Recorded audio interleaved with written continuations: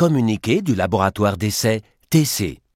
Nous avons préparé aujourd'hui 2 tests relatifs à la question de l'eau d'infiltration dans les rigoles de douche. Le drainage de l'eau d'infiltration ou drainage secondaire est exigé par la norme d'étanchéité applicable. Cette norme, DIN 1895, date de l'époque à laquelle les salles de bain n'étaient étanchéifiées que sous la chape par une couche de bitume. Les systèmes d'étanchéité composite actuels n'étaient pas encore pris en considération dans cette norme. Certains experts en construction exigent maintenant que le principe du drainage secondaire soit également appliqué au système d'étanchéité moderne.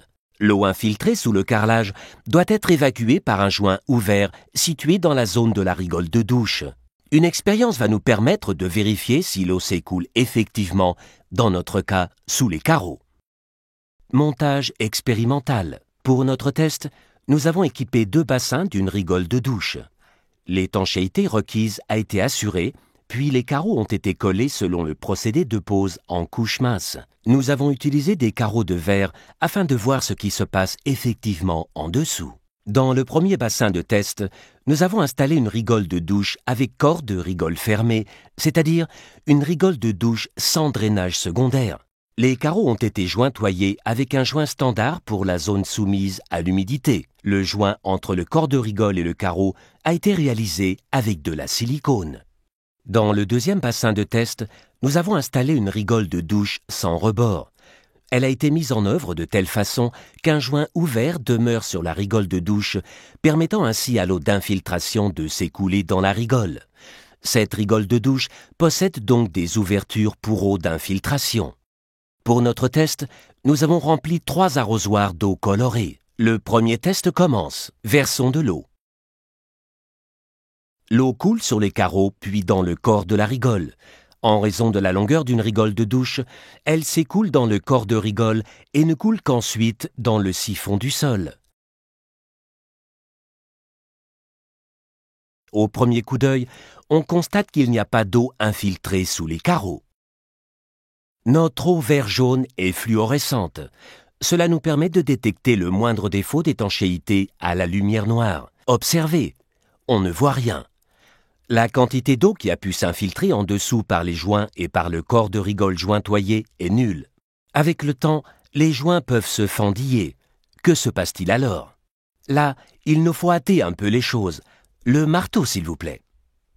Avec le marteau et un tournevis, nous détruisons un joint. Voilà, il est cassé.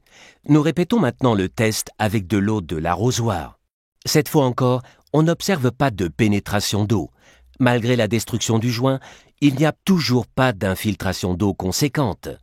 Le matériau de jointement est conçu de telle sorte qu'il ne laisse passer que des quantités d'eau infimes. Les joints actuels ne retardent pas l'évaporation. Cela signifie que l'humidité ne s'infiltre pas dans le fond, mais qu'elle peut sécher à l'air à travers le joint. Et une chose apparaît clairement grâce à la lumière noire. Malgré la destruction du joint, il n'y a pas de pénétration d'eau. Test 2. Que se passe-t-il maintenant avec notre rigole à ouverture pour eau d'infiltration? Nous répétons le test. Comme précédemment, l'eau coule sur les carreaux et pénètre dans la rigole. Mais ici, le système d'évacuation secondaire produit un effet tout à fait inattendu. Quand l'eau s'évacue dans la rigole, elle atteint le niveau des carreaux. Et voici ce qui est très surprenant.